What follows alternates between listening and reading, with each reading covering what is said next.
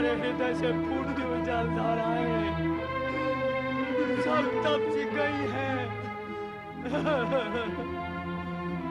जो कभी हवा के चलने के साथ घुंघरू की तरह बज उठती थी, क्या सती माता सब कुछ अपने साथ ले गई? क्या सब कुछ अपने साथ ले गई सती माता? सब कुछ अपने साथ ले गई। सब कुछ ले गई। माता हमको अनाथ कर गई। अब हमारे कौन भोजन की चिंता करेगा? अब कौन हमारे सोने जागने की चिंता करेगा?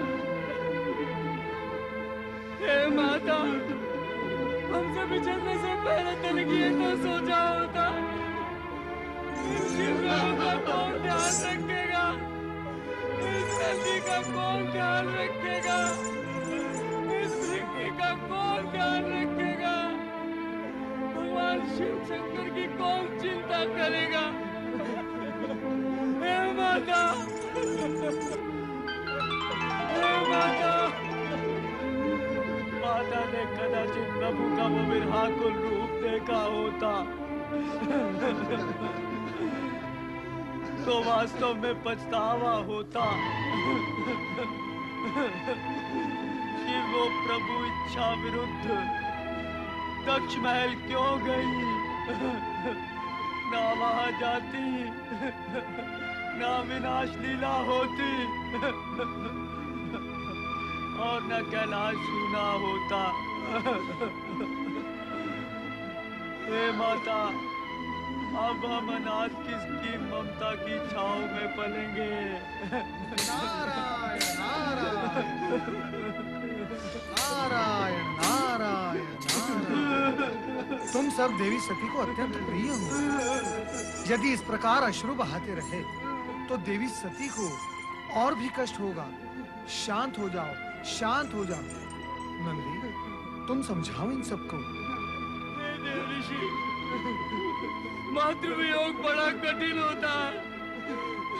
हमें तो ऐसा लग रहा है इस कैलाश के पथराए हुए शरीर पर अब जीवन नहीं, स्मित कभी नहीं कहलेगी, कभी नहीं। हम सबको मृत्यु के बराबर अंधकार में ही जीवित रहना पड़ेगा। नंदी, ऐसा नहीं होगा। तुम सब देखोगे, एक दिन कैलाश पूर्व जैसा ही हो जाएगा। मौन को स्वर मिलेंगे, रुदन को मुस्कान। नारायण नारायण। हे देव ऋषि, क्या माता सती यहाँ किसी चमत्कारिक रूप से पुनः प्रकट होंगी? माता सती गई कहाँ है जो आप लोग उनके पुनः प्रकट होने की बात कर रहे हैं? माता सती शिवजी की लीला मात्र थी। माता सती का सत्य रूप शक्ति का है, जो सदा शिवजी में समाई रहती है। किंतु उनका वो रूप हमें कहाँ दिखलाई देगा? हमें तो अपनी वैसी ममतामय माता की आवश्यकता है, जिन्हें हमने खो दिया है। शांत हो जाओ नंदी, शांत हो जाओ। शिव संगिनी पुनः प्रकट होंगी। कैलाश पुनः जीवित हो उठेगा। सत्य है, किंतु कब देव ऋषि?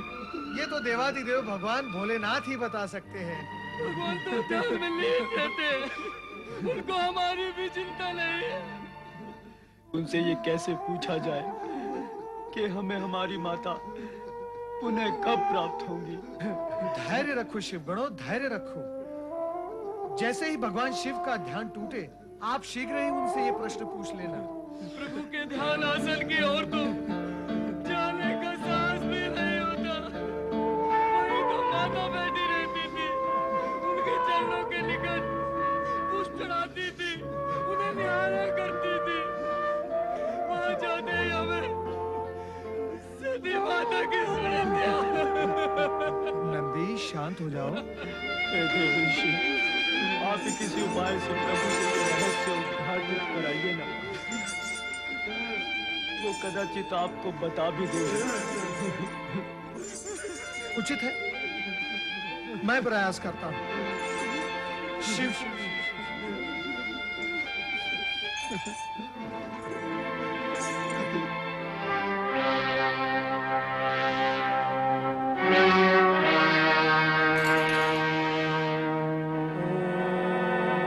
नमः शिवाय। हे विश्वेश्वर, नारद का अभिवादन स्वीकार करें।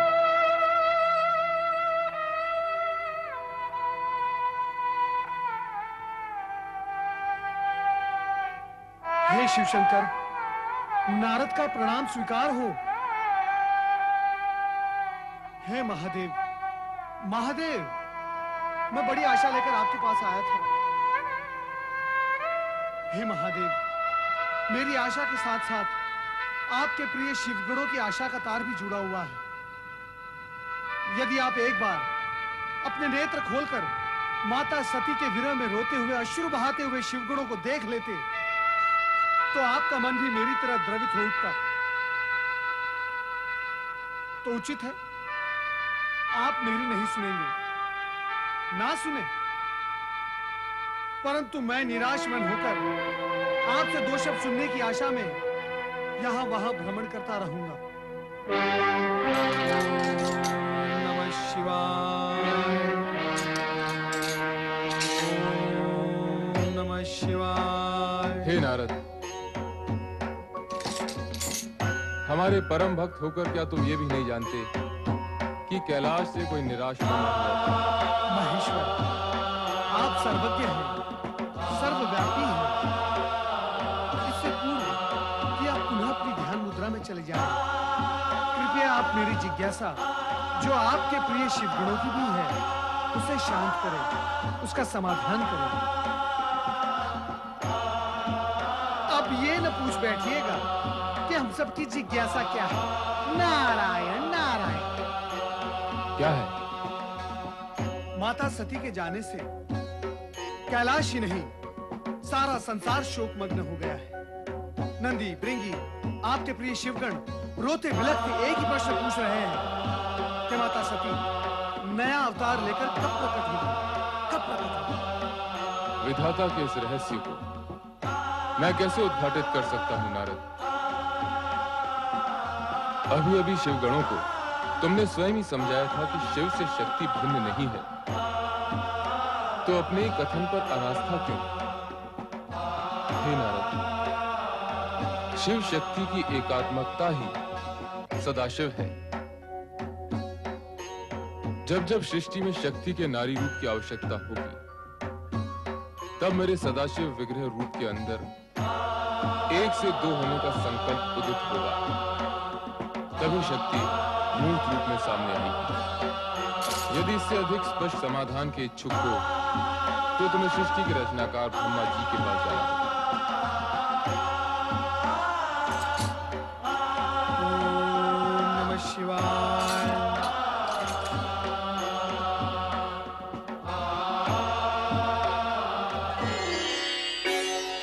कुछ भी स्पष्ट नहीं हुआ। माता सती के आगामी अवतार के विषय में भगवान भोलेनाथ ने कुछ कहा? केवल इतना ही कि कदाचित परमपिता के पास इस प्रश्न का उत्तर हो। अतः शिवगणों, निराश होने की आवश्यकता नहीं। मैं परमपिता के पास जा रहा हूं। कदाचित तुम्हारे इस प्रश्न का उत्तर उनके पास हो। नारायण नारायण।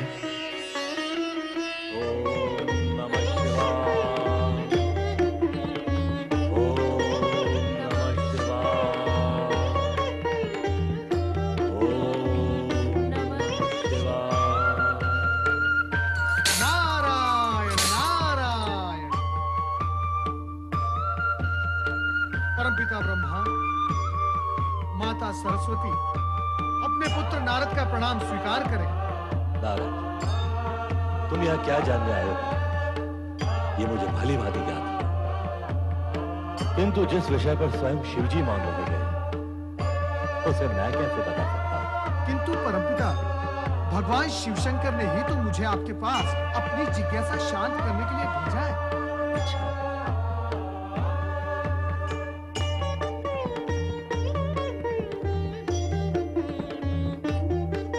नारी अवतार लेंगी तो अवश्य,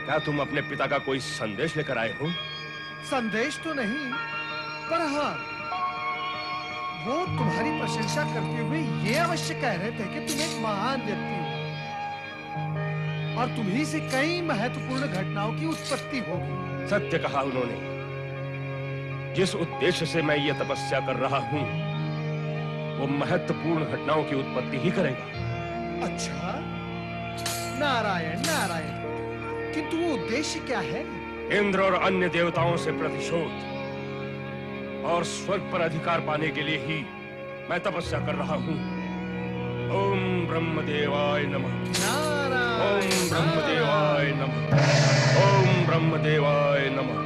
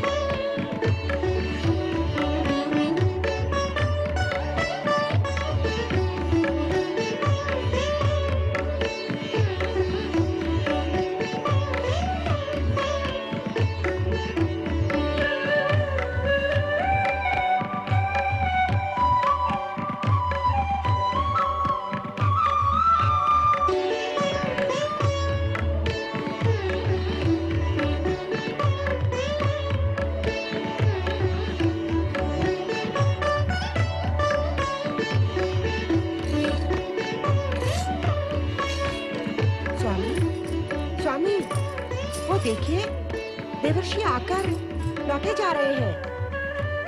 स्वामी, मैंने कहा देवर्षि क्यों आए और क्यों लौटे जा रहे हैं, तनिक पूछे तो सही। देवऋषि, देवऋषि, देवऋषि नारद, देवऋषि नारद, देवऋषि, मैं तो आपको इस तरह लौटते देख आशंकित हो गया था। कहीं आप हमसे रुष्ट होकर तो नहीं जा रहे हैं? देवराज, मैं तो क्या, तुम्हारा भाग्य, तुम्हारा ये इंद्रासन तुमसे रुष्ट होने जा रहा है। भाग्य? इंद्रासन? ये क्या कह रहे हैं आप देवऋषि?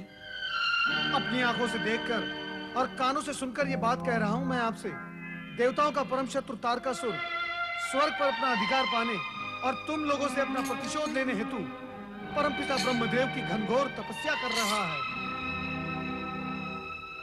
मुझे तो लगता है अब उन्हें वरदान प्राप्त होने में अधिक विलंब नहीं। जो कर सकते हो कर लो, अन्यथा पश्चाताप करना होगा।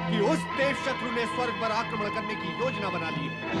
तारकासुर की कठिन तपस्या ने मुझे उसे वरदान देने को विवश कर दिया था। तारकासुर से मुक्ति पाने का उपाय अब आप स्वयं सोचें।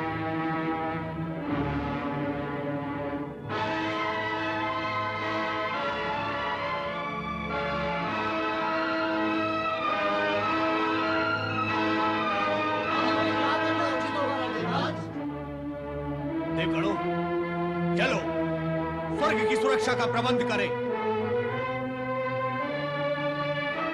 ब्रह्मा जी ने तारकासुर को वरदान देने के पश्चात देवताओं से अपनी स्थिति सुरक्षित रखने की चेतावनी अवश्य दी, पर तारकासुर ने देवगण को इतना समय ही नहीं दिया कि वे अपनी सुरक्षा की व्यवस्था कर सके, और उसने तुरंत देवगण को स्वर्ग से निकालकर वहां अपना अधिकार स्थापित कर लिया।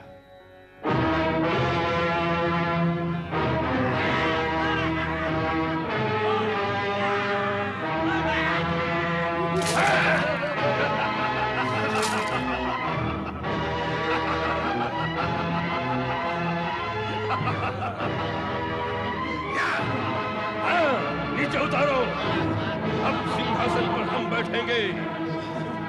अब सभी देवतागण हम असुरों के बंदी हैं। अब हम स्वर्ग के राजा हैं, स्वर्गाधिपति हैं, स्वर्गाधिपति। महाबली तारकासुर की, महाबली तारकासुर की, महाबली तारकासुर की। और अब सर्वशक्तिशाली तारकासुर का अधिकार मात्र स्वर्गलोक पर ही नहीं होगा, तीनों लोकों पर होगा।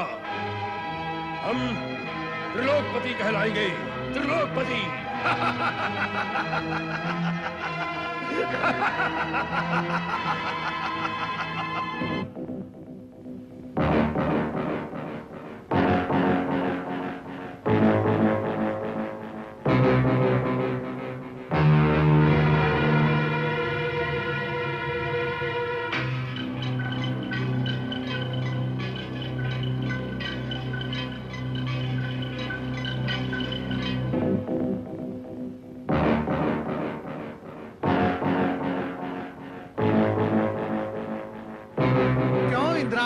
कहां भागी जा रही हो?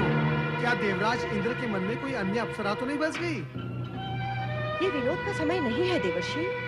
तारकासुर ने देवताओं से उनकी निधियां छीनकर उन्हें बंदी बना लिया है और स्वर्गलोक पर अधिकार कर लिया है। आप उन्हें कैसे भी असुरों के अंकुश से मुक्त करवाइए देवर्षि। चिंता की कोई बात नहीं, कोई न कोई युक्ति अवश्य निकल ही जाएगी। नारायण नारायण।